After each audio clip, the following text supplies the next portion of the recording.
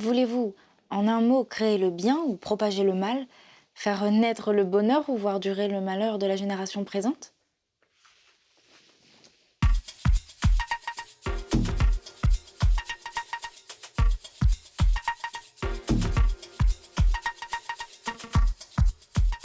Bonjour, ici Jenna, actuellement présente pour vous parler du super livre.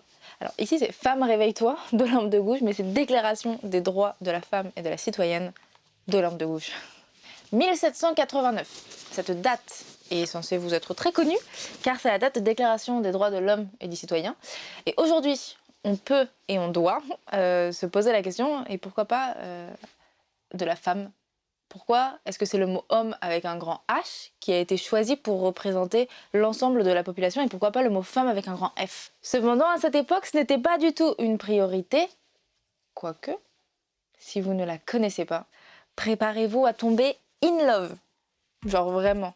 On parle ici de la plus féministe des féministes, de celle qui combat toutes les inégalités des plus opprimés. Je l'aime.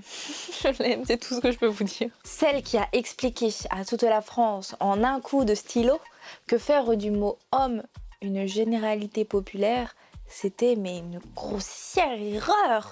C'est donc en 1791 qu'Olympe de Gouges a écrit la Déclaration des droits de la femme et de la citoyenne pour un peu revendiquer tout cela. Et ce qui est ouf, c'est vraiment ouf, c'est qu'en 1789, c'est-à-dire avant 91, parce que 89 est arrivé avant 91, c'est un fait, les femmes avaient déjà levé le poing.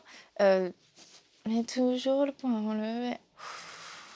Les femmes avaient déjà levé le poing avec notamment les cahiers de doléances pour que les femmes fassent partie du gouvernement et de l'Assemblée nationale, parce qu'à ce moment-là, il y avait que des hommes. Visiblement, ce n'était pas suffisant. Je vous ai offert une info comme ça.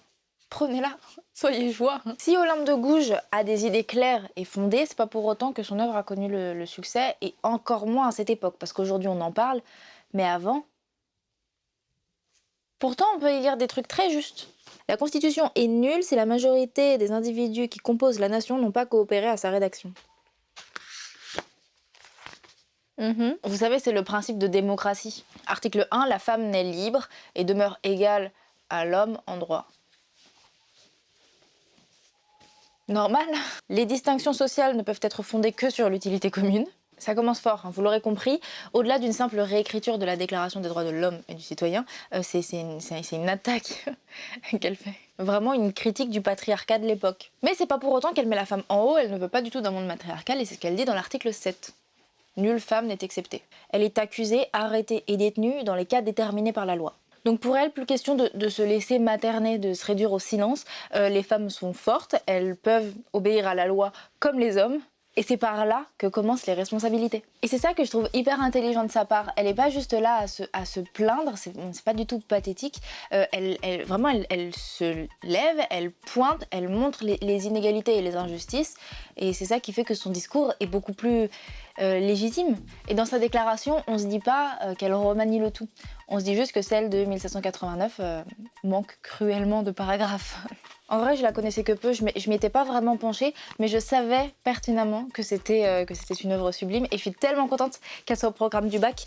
Il y a d'un côté, on fait étudier une auteure femme, et d'un autre, un bouquin aussi fort qui a envie de faire en sorte que les mentalités changent, et je trouve ça juste trop cool. Surtout que nous, à notre époque, notre génération, les gens qui regardent cette vidéo parce que vous en avez besoin pour votre bac, bah en fait ça nous paraît tellement logique. À aucun moment on se dit que la femme ne mérite pas les mêmes droits que les hommes. Mais savoir qu'une femme s'est levée à l'époque où c'était pas du tout le cas et a dit qu'est-ce que vous foutez là? Je trouve ça génial. Et puis se dire qu'en 1791 on n'en parlait pas et qu'aujourd'hui ce texte est vraiment revenu face à la lumière, ça prouve qu'on a évolué, et ça prouve que nos mentalités sont déjà un peu moins... Vous avez compris. Après, à l'époque, ils étaient peut-être un peu trop aigris pour savoir que c'était un chef-d'œuvre. Après, je dis ça, mais j'étais pas encore née, donc en vrai, j'en sais rien, à ma foi. Enfin voilà, en tout cas, j'espère que cette vidéo t'a donné envie de lire ce livre. Et puis, si elle t'a pas donné, fais-le quand même parce que c'est au programme du bac, donc tu dois le lire. Et puis en attendant, moi, je te souhaite une très bonne journée ou soirée, pleine d'amour, de littérature et pour le reste, j'ai ma petite idée. Ciao! La masse des femmes. coalisée pour la contribution à celle des hommes, a le droit de demander compte à tout agent public de son administration.